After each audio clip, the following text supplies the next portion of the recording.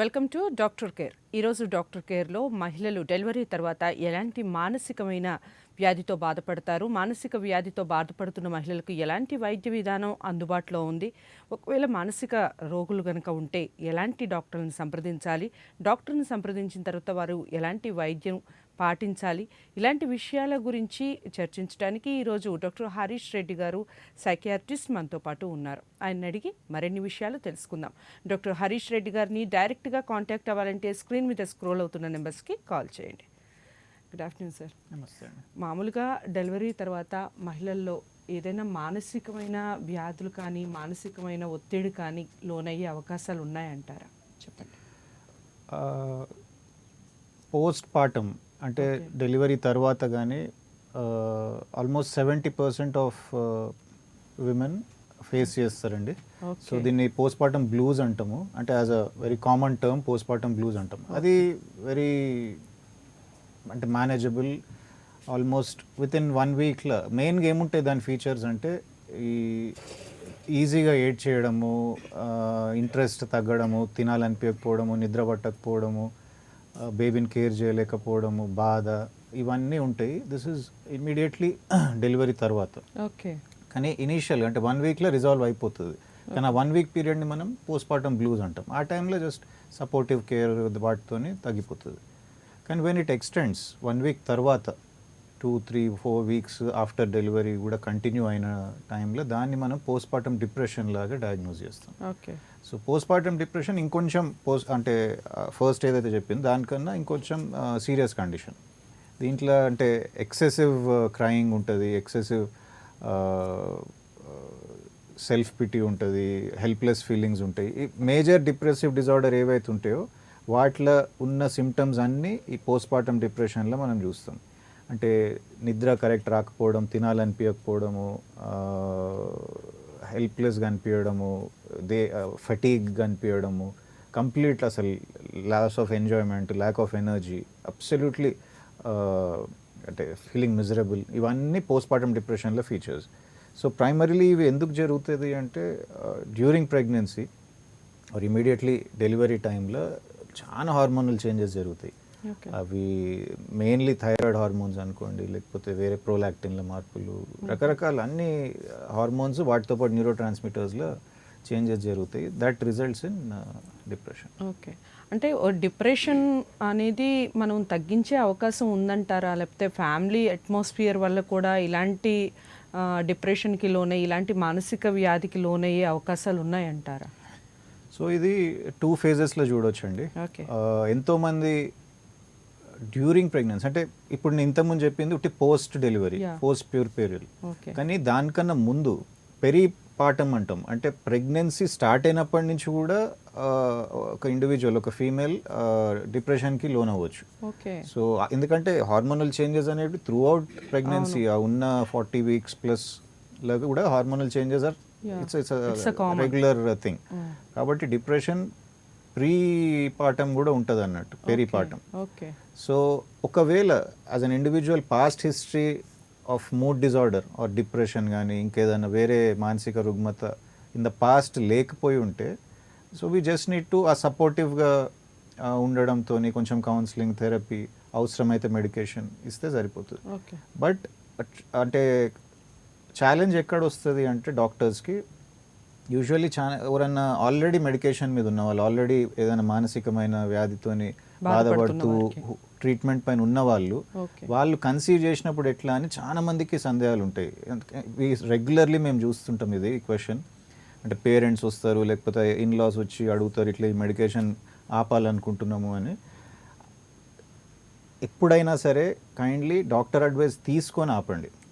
ఎందుకంటే చాలా వరకు సేఫ్ మెడిసిన్స్. ఉట్టి ఫస్ట్ ఫ్యూ వీక్స్ కొంచెం జాగ్రత్తగా ఉండి తర్వాత కంటిన్యూ చేయడంలోనే లాభం ఉంటుంది. ఎందుకంటే అబ్రప్ట్గా మనం ప్రెగ్నెంట్ కన్సీవ్ అయినరు కదా అని ట్రీట్మెంట్ని అబ్రప్ట్గా ఆపేస్తే దానివల్ల కలిగే నష్టాలే ఎక్కువ. ప్రెగ్నెన్సీకి అంత హాని కలగదు, కానీ మెడిసిన్ విత్డ్రా చేసినప్పుడు కాలర్ని తీసుకుందాం. అజయ్ గారు ఒంగోలు నుంచి. హలో. అజయ్ గారు, మీకు ఎలాంటి సమస్య ఉందండి? డాక్టర్ హరీష్ రెడ్డి గారు మనతో పాటు ఉన్నారు, చెప్పండి.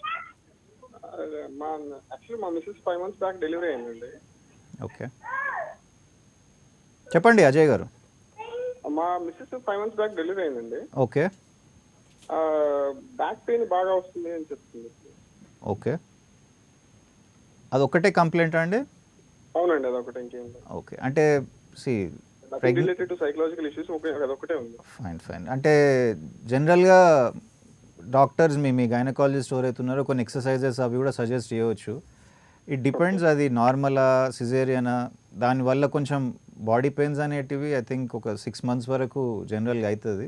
కొంచెం మూమెంట్స్ ఎంకరేజ్ చేయండి, కొంచెం ఫిజికల్గా కొంచెం ఎక్సర్సైజెస్ అవి ఎంకరేజ్ చేస్తే ఐ థింక్ ఇట్స్ సేఫ్. ఇంకా అసలు టాలరేట్ చేయలేకపోతున్నారు అంటే మీ డాక్టర్ని అడిగి కొన్ని సేఫ్ అంటే ఫీడింగ్ ఇచ్చుకుంటూ కూడా ఏదన్నా పెయిన్ కిల్లర్ లాంటిది కొన్ని రోజులు వాడవచ్చు, అంత ప్రాబ్లం ఏం లేదు. కానీ ఐడియల్లీ ఎక్సెస్ అంటే ఓవర్గా బర్డెన్ చేసుకొని పనులు వంగి చేసే పనులు అవి కొంచెం తగ్గించుకొని as much as possible rest తీసుకొని యాజ్ అన్ ఎక్సర్సైజ్ మాత్రం కొంచెం physical movements, leg movements, back movements, stretching exercises అట్లాంటివి ఎంకరేజ్ చేయండి.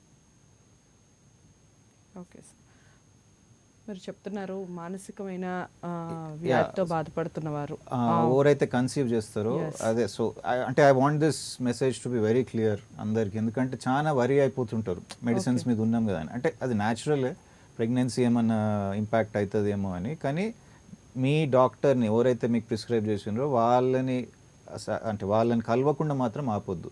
ఇఫ్ డాక్టర్ ఫీల్స్ మేనేజ్ చేయవచ్చు మనము టాబ్లెట్ లేకుండా, మెడిసిన్ లేకుండా అంటే దట్స్ ఫైన్.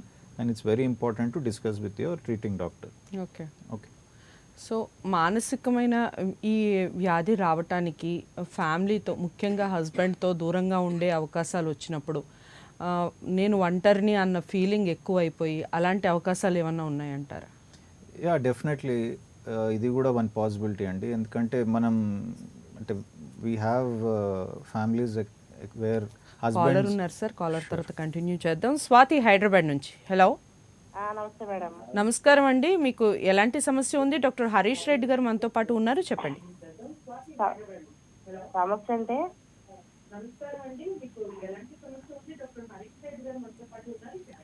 డెలివరీలో వచ్చింది.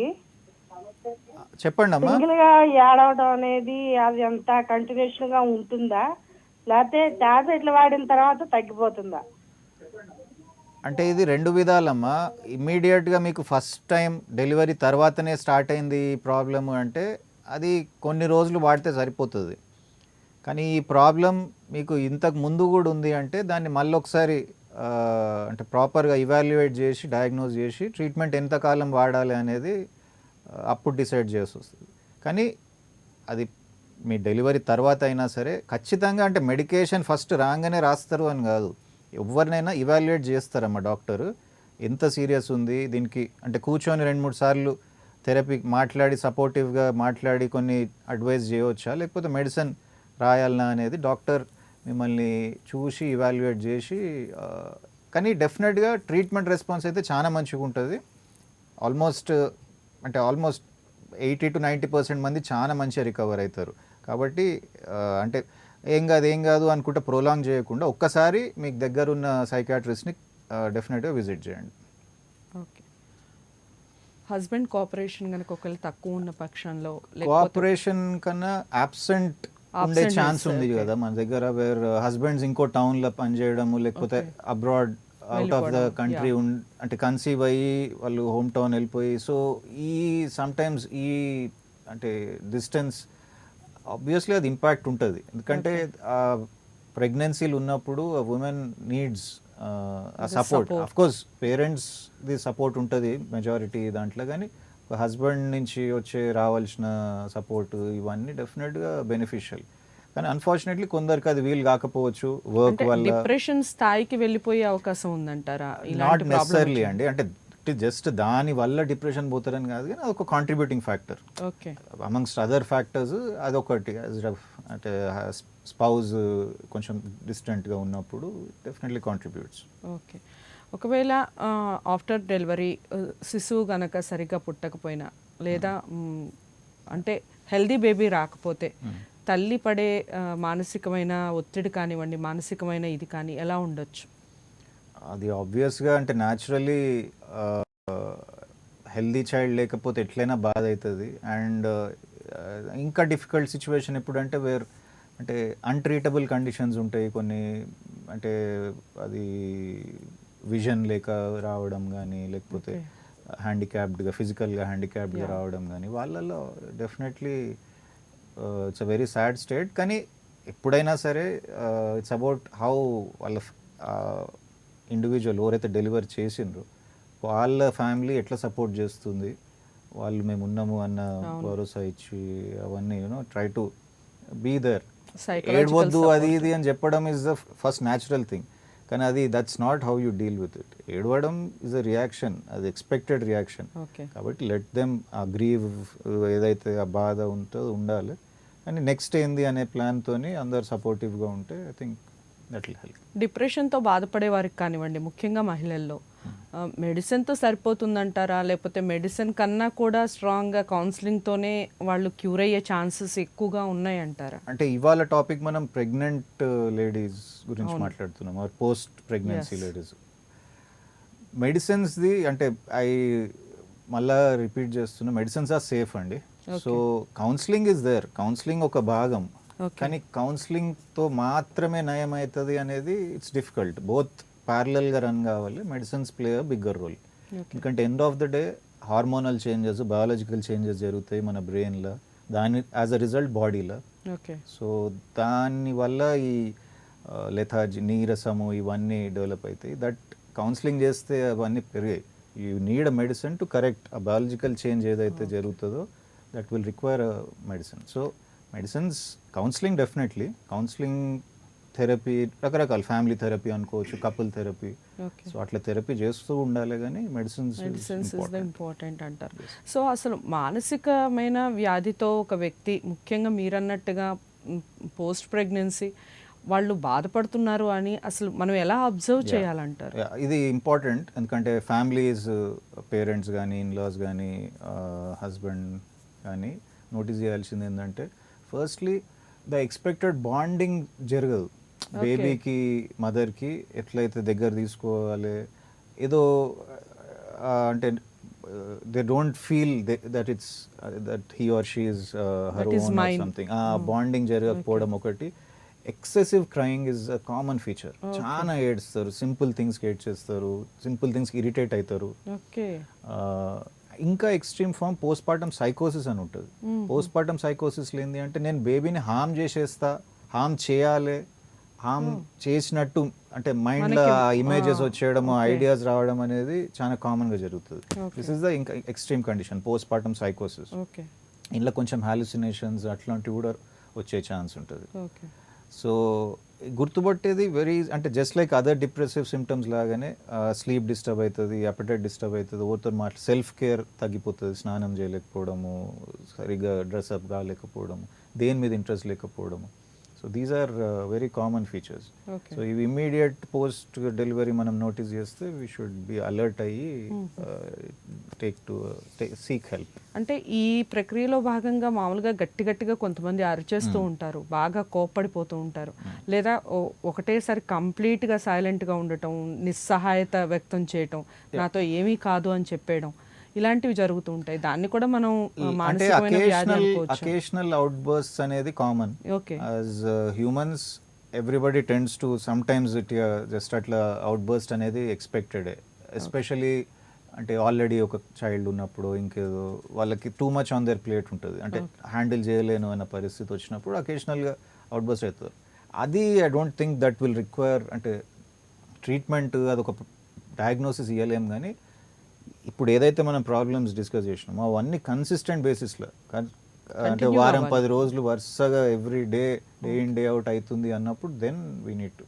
సో అకేషనల్గా ఒకసారి వచ్చినప్పుడు నీడ్ టు బి కాషియస్, కానీ అంత వరీయింగ్ కాదు అది. ఓకే. సో మనం మామూలుగా ఇలాంటి డిప్రెషన్ ఉన్న వ్యక్తిని కానివ్వండి, ముఖ్యంగా మదర్ని కానివ్వండి, ఎన్ని రోజుల్లో మామూలు స్థితిలో మనం చూడొచ్చు అంటారు? లేకపోతే ఇది లాంగ్ లైఫ్ ఉండే అవకాశాలు ఎక్కువగా ఉన్నాయంటారా, లేదా షార్ట్ టైంలో వాళ్ళు మళ్ళీ డాక్టర్ని కనుక కన్సల్ట్ అయితే క్యూర్ అయ్యే ఛాన్సెస్ ఉన్నాయంటారు? మెజారిటీ మంది ఏదైతే ఫస్ట్ 1 వీక్ 10 డేస్లో ఉండే ప్రాబ్లం ఉందో అది సెల్ఫ్ రిజాల్వింగ్ అండి. మనం ఏం చేయకున్నా ఒక వారం 10 రోజులలో అది ఇంప్రూవ్ అవుతుంది. But when it comes to depression or సైకోసిస్ పోస్ట్ పార్టమ్, అది కొన్ని వారాల నుంచి ఒక 3 to 4 months వాడే అవసరం ఉంటుంది. యాజ్ అ ప్రివెన్షన్ కూడా మళ్ళీ రిలాప్స్ అనేది అంటాము, అంటే తక్కువైనాయి కంప్లైంట్స్ అని సిమ్టమ్స్ తక్కువైనాయి మళ్ళీ రాకుండా ఉండడానికి యాజ్ అ ప్రివెన్షన్ కొన్ని రోజులు చిన్న డోస్ ఏదన్నా వాడాల్సి వస్తుంది. ఇది ఎక్స్క్లూజివ్లీ పోస్ట్ పార్టమ్ అయితే. ఒకవేళ అది నిజంగానే తనకి ముందు నుంచి డిప్రెషన్ ఇంకేదన్నా ఉంది అన్నప్పుడు that will require little long term treatment. Long term ట్రీట్మెంట్తోనే తగ్గుతుంది అంటారు. ఓకే, ఎన్ని రోజులకు ఒకసారి డాక్టర్ని సంప్రదించాలి అంటారు డాక్టర్ గారు? అంటే ఇనీషియల్గా ఇవాల్యుయేట్ చేసేటప్పుడు వీక్లీ వన్స్ మోస్ట్ కామన్లీ అట్లా రమ్మంటారు, ఫస్ట్ ఒకటి 2 సార్లు. తర్వాత ఒక్కసారి స్టేబుల్ అయినాక 1 month 2 months that should be sufficient. వాళ్ళ పరిస్థితిని బట్టి వాళ్ళ ఇంప్రూవ్మెంట్ ఎట్లుంది. ఎందుకంటే ఎక్స్పెక్ట్ చేస్తాము రెస్పాన్స్ 1-2 weeks డోస్ అడ్జస్ట్ చేయడానికి మెడిసిన్స్ ఏదన్నా ఉంటే ఏదైనా సూట్ అవుతుందా లేదా అని చూడడానికి, సో తను టాలరేట్ చేస్తుందా లేదా ఇవి కూడా చూడడానికి ఇనిషియల్గా కొంచెం ఎర్లీగా తొందరగా చూస్తాం. కొంచెం స్టేబుల్ అయినాక you can ask for longer. ఇలా బాధపడుతున్నవారు ముఖ్యంగా మానసికమైన వ్యాధితో బాధపడుతున్నారని మనకి డయాగ్నోజ్ అయిన తర్వాత ఇంట్లో అట్మాస్ఫియర్ ఎలా ఉండాలంటారు? ఫ్యామిలీ మెంబర్స్ సపోర్ట్ ఎలా ఉండాలంటారు? దాని గురించి చెప్పండి. అంటే నాట్ జస్ట్ డయాగ్నోజ్ అయినాకనే కాదు, ఎవరిది డెలివరీ అయినాకైనా for any lady I think మంచిగా ఎన్విరాన్మెంట్ ఉండడం is very important. Of course ఈ సిచ్యువేషన్లు ఉన్నప్పుడు వెన్ దే ఆర్ డయాగ్నోజ్డ్, వాళ్ళకి ప్రాబ్లం ఉంది అని అనిపించినప్పుడు కొంచెం ఎక్స్ట్రా కేర్ ఇవ్వడం, కొంచెం వాళ్ళకి స్ట్రెస్ తగ్గియడము, నలుగురిలో అంటే నాట్ టు డిస్కస్ స్ట్రెస్ఫుల్ విషయాలు ఏమన్నా ఉన్నా, పాత విషయాలు ఏదైనా డిస్టర్బింగ్ విషయాలు ఉన్నా అట్లాంటివి కొంచెం తగ్గించుకుంటే I think that will be helpful. Overall ఒకరన్నొకరు ఎప్పుడు some or the other just తనని మరీ ఐడియల్గా పెట్టకుండా జస్ట్ కీప్ హర్ బిజీ, మాట్లాడడం చేయడం. ఇక్కడ ఇంకో పాయింట్ కూడా మెన్షన్ చేయాలి, mostly we are talking about women, కానీ అరౌండ్ ప్రెగ్నెన్సీ మెన్లో కూడా అంటే న్యూ ఫాదర్స్ ఉంటారు కదా, వాళ్ళల్లో కూడా మెయిన్గా ఏమవుతుందంటే వాళ్ళ రొటీన్స్ కూడా డిస్టర్బ్ అవుతుంది. వాళ్ళు వర్కింగ్ అంటే మోస్ట్లీ ఇప్పుడు ప్రెగ్నెన్సీ టైంలో మెజారిటీ విమెన్ లీవ్ తీసుకుంటారు, అడ్జస్ట్ అవుతారా అంటే నైట్ ఎప్పుడు అనుకున్నా పొద్దున ఎప్పుడు లేచినా అన్నట్టు అవుతుంది. బట్ ఫర్ మెన్ వాళ్ళు డెలివరీ వరకు they are working their times, వాళ్ళకు ఒక రొటీన్ ఉంటుంది. అండ్ వెన్ డెలివరీ హ్యాపెన్స్, పుట్టిన ఎవరైతే బేబీ ఉంటారో వాళ్ళ టైమింగ్స్ అంతా నైట్ లేవడము, డిస్టర్బ్ కావడం, ఎత్తుకోవాల్సి రావడము, డైపర్స్ చేంజ్.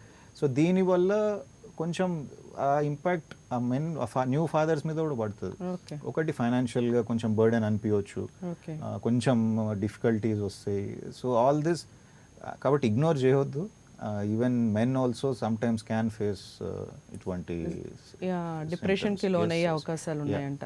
సో ఎలా ఓవర్కమ్ అవుతారంటారు అలా వచ్చినప్పుడు, అలాంటి సిచ్యువేషన్ వచ్చి? ఇంత సివియర్ రాకపోవచ్చు కానీ జస్ట్ దే ఫీల్ అంటే అడ్జస్ట్మెంట్ డిజార్డర్ అంటాం దీన్ని బేసిక్లీ. కొంచెం ఎందుకంటే స్టేటస్ ఒకటి స్మూత్గా నడుస్తున్న దానిలో జస్ట్ స్లైడ్ చేంజ్ వచ్చేసరికి అడ్జస్ట్ కావడానికి వాళ్ళకి డిఫికల్ట్ అనిపిస్తుంది. But just be supportive, just like ఈ మదర్కి ఎట్లయితే ఉంటారో ఫాదర్తో కూడా. ఏమైనా ప్రత్యేకమైన వ్యాయామాలు కానివ్వండి, ప్రత్యేకమైన ఆహార నియమాలు కానివ్వండి ఏమైనా ఉంటాయంటారా దీనికి సంబంధించి, లేదా కామన్గా డాక్టర్ని కలిసి మెడిసిన్ వాడితే సరిపోతుందంట? అట్లా అంటే ఆహారం పైన అంత కాకపోయినా వ్యాయామం అఫ్ కోర్స్ డెఫినెట్గా హెల్ప్ఫుల్ అవుతుంది. అండ్ ఇవాళ రేపు అంటే చాలా మంచి పెద్ద హాస్పిటల్స్ వాళ్ళు they have a special division దానికి. ప్రెగ్నెన్సీ అంటే కన్సీవ్ అయినప్పటి నుంచి వాళ్ళకి సపోర్టివ్గా ఎక్సర్సైజెస్ ఎట్లా చేయాలి, బర్తింగ్ ఎక్స్పర్ట్స్ అని ఉన్నారు వాళ్ళు. సో క్వైట్ ఆఫ్ ఫ్యూ ఇవన్నీ ఎక్సర్సైజెస్ డెఫినెట్గా ఉంటాయి. బ్రీదింగ్ ఎక్సర్సైజెస్, యోగా ఆబ్వియస్లీ మనకు అది you can call it works. అంటే ఏ ప్రాబ్లంకైనా యోగా ఈజ్ నెంబర్ 1. సో అది చేయడం వల్ల డెఫినెట్గా హెల్ప్ఫుల్ ఉంటుంది. ఓకే, అంటే మామూలుగా డాక్టర్ గారు ఇలాంటి వాటికి ఏమైనా టెస్ట్లు ఏమైనా సపరేట్గా ఉంటాయా, లేదా మామూలుగా డాక్టర్ని కన్సల్ట్ అయితే వాళ్ళు చెప్పేదాన్ని బట్టే ట్రీట్మెంట్ అనేది జరుగుతుందంటారా? స్పెసిఫిక్ ఇన్వెస్టిగేషన్స్ లాగా ఏమి ఉండేయండి. It's mainly clinical diagnosis. Doctor కొన్ని క్వశ్చన్స్ అడుగుతారు, ఫ్యామిలీ హిస్టరీ చెప్తుంది, దాన్ని బేసిస్ మీద డయాగ్నోస్ చేస్తాం. స్పెసిఫిక్ అంటే ఫ్యామిలీలో ఎవరికైనా ఇలాంటి ప్రాబ్లమ్స్ కనుక వచ్చి ఉంటాయి అంటే లైక్ ఇప్పుడు మదర్ అంటే వాళ్ళ మదర్కి కానివ్వండి, వాళ్ళ నాయనమ్మ వాళ్ళకి కానివ్వండి, అలాంటి వాళ్ళకి ఇలాంటి ప్రాబ్లం వస్తే వీళ్ళకి కూడా వచ్చే ఛాన్సెస్. పోస్ట్ పార్టమ్ సైకోసిస్ it's very strong family history ఉంటుంది. సో ఒకరికి అయింది అన్నప్పుడు మనం రెట్రోస్పెక్ట్ హిస్టరీ తీసుకుంటే వాళ్ళ మదర్కి other mostly first pregnancy first deliveries అప్పుడు ఉంటాయి rather than subsequent second third కన్నా. కానీ ఫ్యామిలీ హిస్టరీ కొంచెం స్ట్రాంగ్గానే ఉంటుంది ఈ కండిషన్. ఇలా ఫ్యామిలీ హిస్టరీ ఉన్నప్పుడు కన్సీవ్ కాగానే వాళ్ళు ఎలాంటి జాగ్రత్తలు తీసుకోవాలి? కొంచెం వాచ్ఫుల్గా ఉండాలి. ట్రై టు అంటే మీ ట్రీటింగ్ గైనకాలజిస్ట్కి కానీ వాళ్ళకి ఇఫ్ దే కీప్ ఇన్ఫార్మ్డ్, వాళ్ళు ఒక ఇప్పుడు ఎట్లా అంటే ఒకరికి అయింది అంటే 100% నెక్స్ట్ వాళ్ళకి వస్తుంది. Just they carry a little more risk. అంతేగాని డెఫినెట్గా మా మదర్కి అయిందంట నాకు అవుతుంది అని అట్లా ముందే ట్రీట్మెంట్ తీసుకోవాల్సింది ఏమి ఉండదు. అనదర్ థింగ్ ఈజ్ ఎక్కువ వరి అయ్యే అవసరం లేదు. ఇది is a treatable condition. Just మనం చూడడానికి ఆ కొన్ని రోజులో వారాల్లో కొంచెం వరీయింగ్ కనిపిస్తుంది అది, కానీ ఇట్స్ ట్రీటబుల్. కాబట్టి ఓవర్గా దీన్ని ఎక్కువగా భయపడాల్సిన అవసరం జనరలీ లేదు. ఆ థర్డ్ ట్రైమిస్టర్ నుంచి డెలివరీ అయిన కపుల్ ఆఫ్ మంత్స్ వరకు just as much as possible తనని స్ట్రెస్ ఫ్రీగా పెట్టి రిలాక్స్డ్ ఎన్విరాన్మెంట్లో పెట్టి ఉండడం is the goal. Okay. So ఫైనల్గా చెప్పండి డాక్టర్ గారు, అంటే ఇలా మనకి మానసికమైన వ్యాధితో బాధపడుతున్న వారు వాళ్ళు ఎలాంటి వాళ్ళకి వాళ్ళు సెల్ఫ్గా ఎలాంటి జాగ్రత్తలు తీసుకుంటే దీన్ని అసలు ఓవర్కమ్ చేయగలరంటారు? అంటే ఫస్ట్లీ మన దగ్గర అంత లేకపోయినా వెస్ట్లో కోర్స్ వాళ్ళు ప్రెగ్నెన్సీలో కూడా లేడీస్ స్మోక్ డ్రింక్ చేస్తారు, జంక్ ఫుడ్ ఇవన్నీ. సో హెల్దీ లైఫ్ స్టైల్ ఉండదు ఇన్ సమ్ కంట్రీస్. మన దగ్గర బికాజ్ మనకి ఫ్యామిలీస్ బాండింగ్ స్ట్రాంగ్ కాబట్టి మదర్స్ ఉంటారు, గ్రాండ్ మదర్స్, ఇన్లాస్ ఉంటారు, దే టేక్ కేర్. సో ఆ విషయంలో ఐ థింక్ వీఆర్ అంటే మామూలుగా అందరితో కలిసి ఉండటం వల్ల ఇలాంటి వ్యాధులు ఇలాంటి మానసికమైన ఒత్తిడి రాకుండా ఉండే అవకాశాలు ఉన్నాయంటారు? అవకాశం ఉంది, బట్ నాట్ కంప్లీట్ ఇమ్యూన్ ఏం కాము. అందరిలో ఉన్న జాయింట్ ఫ్యామిలీస్లో ఉన్న వాళ్ళకు కూడా మానసికమైన ప్రాబ్లమ్స్ రావచ్చు. సో టు సమ్ ఎక్స్టెంట్ అదే అగైన్ ఫ్యామిలీ ఎట్లుంది దాన్ని ఏదో బై ఫోర్స్ కలిసి ఉండడం పెద్ద అదేం హెల్ప్ఫుల్ కాదు. కానీ యాజ్ అన్ ఇండివిజువల్ వాళ్ళు మాత్రం కొంచెం హెల్దీ లైఫ్ స్టైల్, ఎర్లీగా పనుకోవడము, హెల్దీ ఫుడ్ తినడము, బేసిక్ ఎక్సర్సైజెస్ ఒక 20 to 30 minutes ఎవ్రీడే మనకు సమ్ ఎక్సర్సైజ్ చేస్తుంటే డెఫినెట్గా హెల్ప్ఫుల్ ఉంటుంది. Okay, thank you so much doctor గారు. ఈరోజు ముఖ్యంగా పోస్ట్ ప్రెగ్నెన్సీ వాళ్ళకి ఎలాంటి వ్యాయామాలు చేయాలి, ఎలాంటి ఆహార నియమాలు పాటించాలి, ముందు వాళ్ళు సెల్ఫ్ కాన్ఫిడెన్స్ ఎలా పెంచుకోవాలి అనే విషయం గురించి చాలా చక్కగా వివరించారు. ఇది ఇవాల్టి డాక్టర్ కేర్. రేపటి డాక్టర్ కేర్లో మళ్ళీ కలుసుకుందాం. ఇంతవరకు సెలవు, నమస్తే.